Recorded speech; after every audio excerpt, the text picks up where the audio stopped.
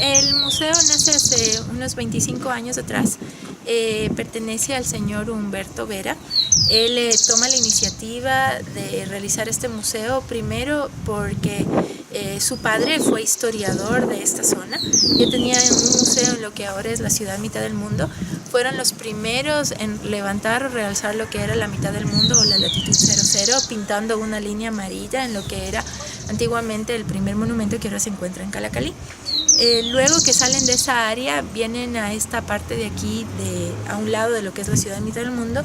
Las viviendas datan de 1875 y Fabián Vera decide continuar con el legado de su padre. 25 años de mucha investigación, de poner en alto la cultura quitukara, que en esa época nadie daba credibilidad a esta cultura.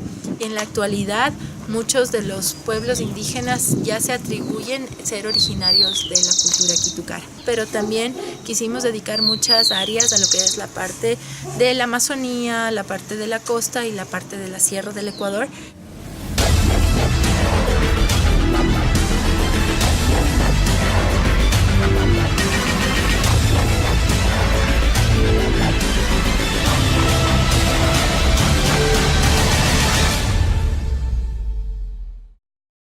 En esta área yo voy a hablar del proceso de la reducción de una cabeza humana.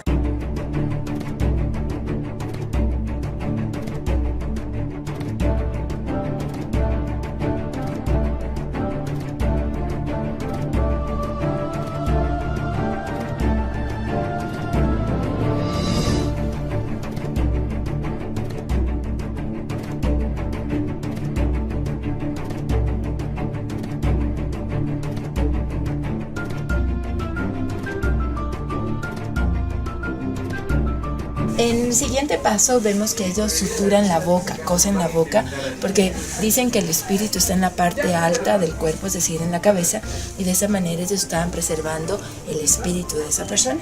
En el siguiente paso colocan piedras calientes para quemar partículas grasas, pero luego sacan las piedras.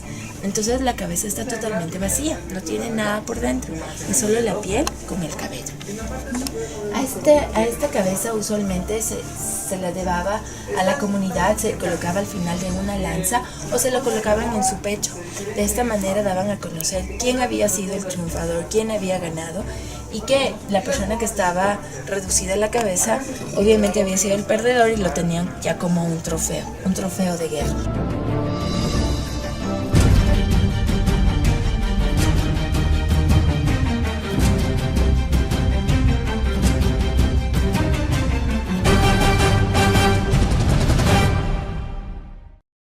No andan con ropa, solo el hombre utiliza un hilo llamado come que va a ayudar a sujetar su genital y pedazos de balsa en sus orejas. Mientras más grande es el hueco de su pabellón auditivo es porque tiene mayor importancia dentro de la comunidad. No estoy hablando de un rango jerárquico, sino estoy hablando de mayor conocimiento y mayor sabiduría. Usualmente ellos hacen una vivienda en la forma de una canoa, al revés, del lado contrario. Dentro de esta casa pueden vivir como 20 personas, estoy hablando de 4 familias juntas. Para la cacería utilizan estas lanzas que tienen 2 puntas, ¿sí? La una punta va a ser para matar a la víctima y la otra va a ser tal vez para sostenerla o para poder terminar tal vez de destruir la parte interna de la víctima. Mientras que la cerbatana es utilizada también para la cacería.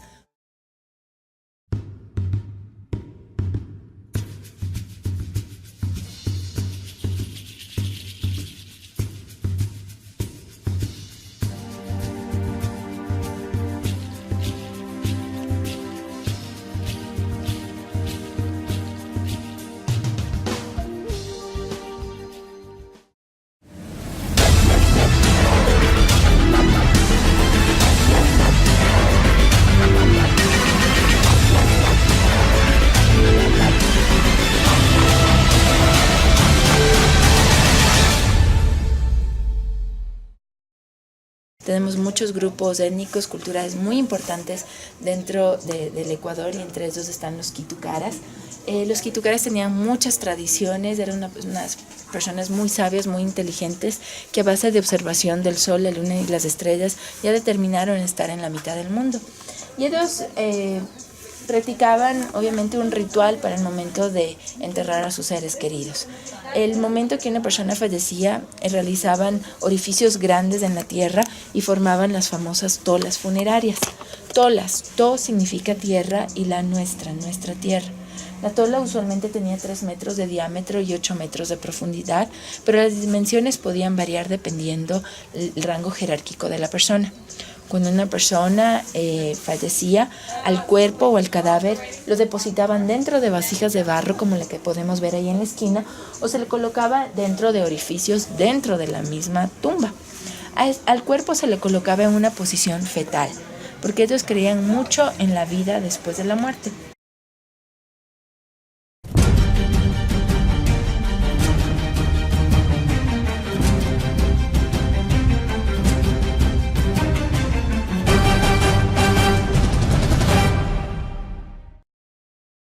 Esta piedra se llama Nomón y hace mucho tiempo atrás fue utilizada como un calendario agrícola por la cultura quitucara. A través de la posición de la sombra y, por supuesto, del sol, ellos sabían cuándo era el tiempo de sembrar y cuándo era el tiempo de cosechar. Estos puntos de aquí representan la Cruz del Sur, el Cinturón de Orión y acá la Osa Mayor. ¿Por qué tenemos la representación de estas constelaciones? Es porque desde aquí, desde la mitad del mundo, los quitucaras tuvieron el privilegio de poder observar todas estas constelaciones y de esa manera determinaron estar en la latitud 000. Bueno, este es un reloj muy especial, es el único que se encuentra en la latitud 00. Tomó mucho tiempo el construirlo y más que todo determinar el espacio que tiene cada número, porque el momento que el sol está en los equinoccios hace un recorrido obviamente de 6 de la mañana a 6 de la tarde, pero por ende que el planeta es redondo, bueno, no es totalmente redondo, hay diferente espacio, por ejemplo, de entre las 6 de la mañana a 5 de la tarde o de la 1 de la tarde a 2 de la tarde. Coriolis dijo que cuando la Tierra estaba rotando, la Tierra estaba produciendo dos fuerzas, las fuerzas centrífugas y las fuerzas centrípetas. Las fuerzas centrífugas son fuerzas que nacen desde el centro de la Tierra y se van hacia los polos, pero las fuerzas centrípetas son fuerzas que nacen desde los polos y regresan hacia el centro. Pero estas fuerzas, al momento que llegan hacia el centro, pierden su intensidad y aquí se anulan. Estas fuerzas que están dirigidas precisamente en el agua y en el viento son las que están produciendo fenómenos naturales como los huracanes, los tifones, los ciclones, las corrientes marinas o ese tipo de cosas que se dan en el agua y en el viento.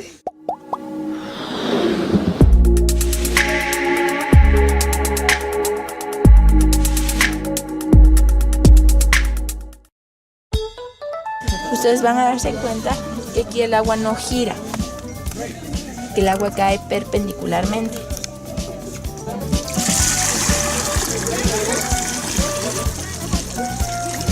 Yo coloco estas hojitas para que ustedes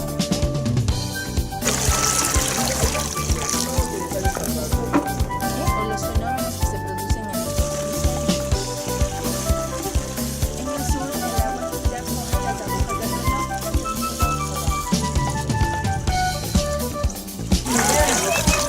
agujas del reloj. Por favor, por acá.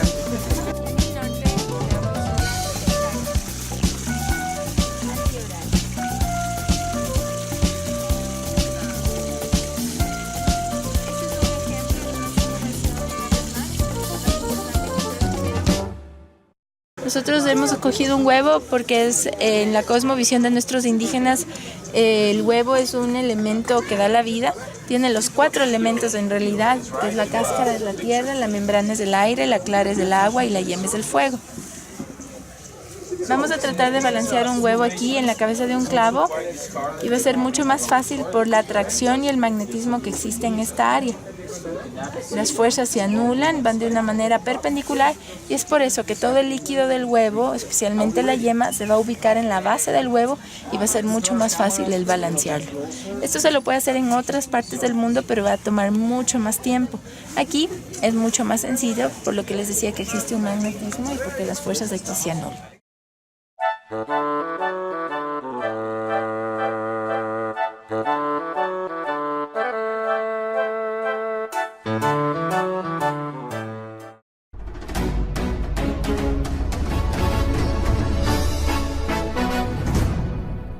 Yo voy a tratar de bajar sus brazos, pero ustedes resisten, no me dejan bajarlos.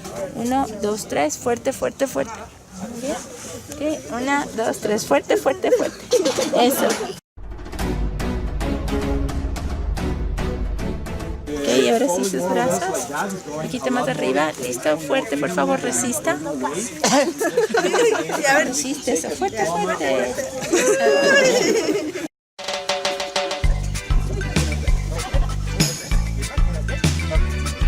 Aquí la resistencia es menor porque las fuerzas hacen que aquí el magnetismo tenga mayor influencia en nuestro cuerpo. Entonces la resistencia va a ser menor en nuestro cuerpo.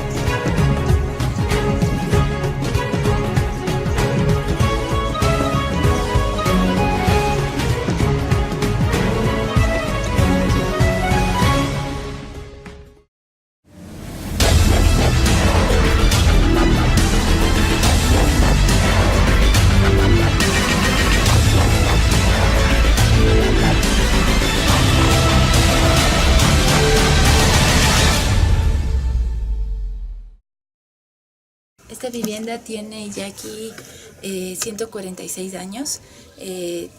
La dueña de esta casa fue Rita Caiza. Rita vivió hasta la edad de 110 años, murió como hace unos 38 años atrás. La técnica de construcción de esta casa es el bareque. El bareque es la composición de barro, piedras volcánicas como es la piedra pómez, el tamo, que es el residuo del trigo, la madera de chahualquero, que es la flor del agave, el carrizo, una clase de bambú, y la bóñiga. La bóñiga es un excremento, o es el excremento de los animales, sea de llamas o de vacas.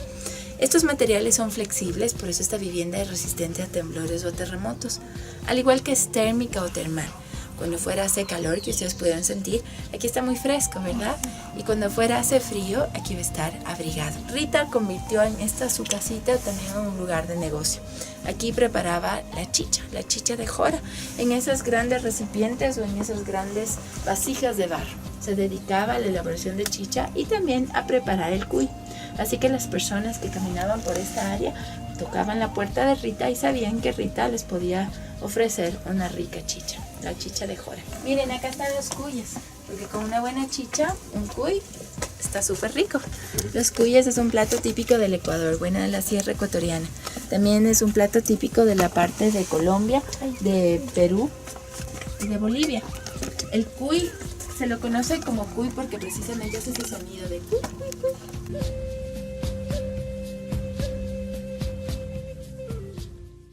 Este museo es conocido como un museo de sitio, el museo en situ Indiñán. En situ es porque tenemos estas viviendas que son totalmente originales, se las mantuvo para poder continuar con lo que fue el resto de las áreas del museo.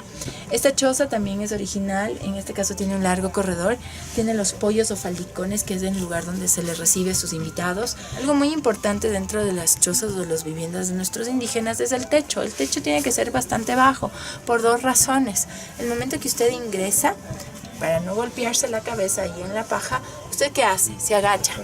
Exacto, pero ¿qué está haciendo? Está saludando, está haciendo una veña, una reverencia obligadamente hacia el dueño de la casa. Tenemos aquí el famoso traje del tushuk. El tushuk era antes de la conquista española. Tushuk significa hombre maíz, el que daba las gracias a su dios del sol por haber recibido sus frutos en la parte más o menos de junio. Ahora se le conoce a este personaje como el Corpus Christi, mientras que en la cocina vemos nuevamente la tushpa o tulpa o fogón, piedras grandes conocidas como las mamas rumis, que sirve para moler los granos, y las guagua rumis para moler el ají. Podemos también ver grandes cucharas como la mama cuchara o la guagua cuchara. Son cucharas gigantes para la elaboración de los platos. Antes se comía mucho la uchucuta en la época más o menos de marzo. ¿Y en marzo qué comemos nosotros? ¿Cuál es el plato tradicional? La fanesca, exacto, antes se conocía como la uchucuta, era la combinación de varios tipos de maíz. Ustedes no sé si saben que tenemos aquí como más de 7 tipos de maíz, ¿sí? Y a eso se los mezclaba y se lo combinaba con el cuy. Posteriormente viene ya la composición de los 12 granos, que es ya la representación de los 12 apóstoles, y se impone que ya no se tenía que comer el cuy con la fanesca, sino el pescado. Entonces aquí vemos más o menos cómo ya van cambiando las tradiciones dentro del Ecuador.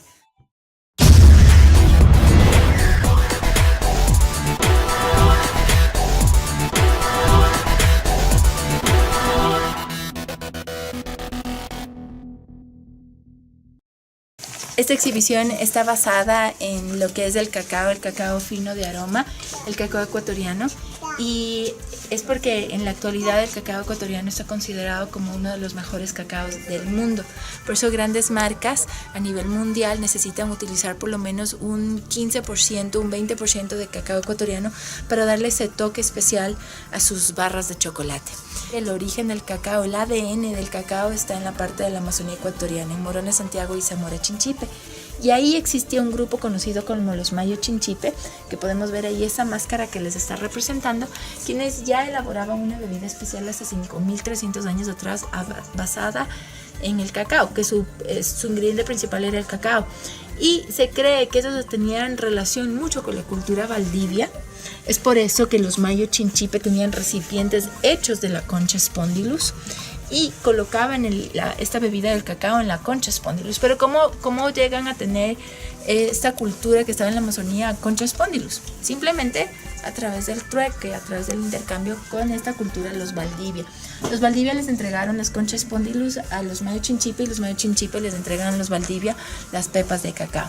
Es así como el cacao llega a la costa ecuatoriana y luego otras culturas como la manteña, la machalilla, la jamacoaque, como tenían la facilidad de hacer canoas a través de la balsa, ellos comienzan a transportarse a otros lugares y así llegan tal vez a Colombia, República Dominicana y hasta México.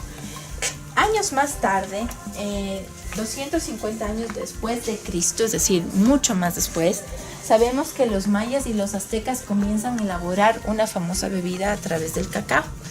Esta bebida se la llamó chocolate, el xocolatl. El xocolatl era mezclado el cacao con ají, con un poco de maíz, de canela, de vainilla y hasta un toque de miel. Este xocolatl era una bebida energizante. Dicen que los guerreros se pegaban un poco de chocolate en la mañana y no necesitaban comer durante todo el día. Así que el cacao tenía tanto valor que cuando vienen los españoles, especialmente a Centroamérica, llega este señor Hernán Cortés, se da cuenta del valor impresionante que tenía el cacao y es por eso que a ellos viene la frase que la plata crecía en los árboles, ¿sí? Toman el cacao consigo, lo llevan a España y en España ya comienzan a mezclarle el cacao con vainilla, con leche y con azúcar. Y así el cacao se vuelve famoso en todo lo que es Europa. De ahí sale Vinces, conocido como París chiquito, porque ahí habían grandes plantaciones de cacao, la gente era muy millonaria, utilizaba vestimenta como en París, en Francia, y hasta construyeron una torre Eiffel en lo que es Vinces. Y es por eso que el Ecuador es el país número 1 en la actualidad como exportador del cacao fino de aroma.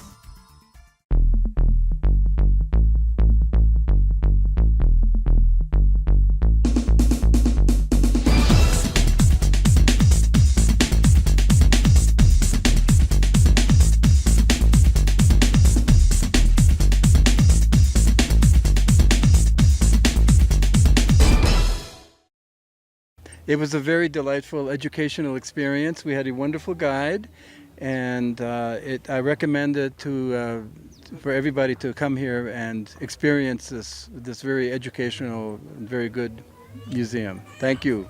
You like the film? Oh yes, very much. Yes. What I thought was most impressive was the way our guide did demonstrations to show us that we were really on the equator.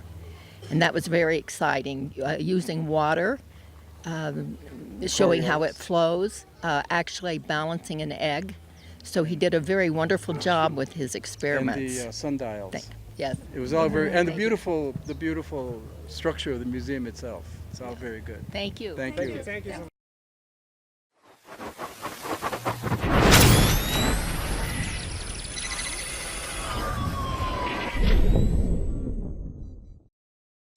Estamos en la vivienda Salasaca. Los Salasacas es uno de nuestros grupos de la parte de la Sierra Ecuatoriana.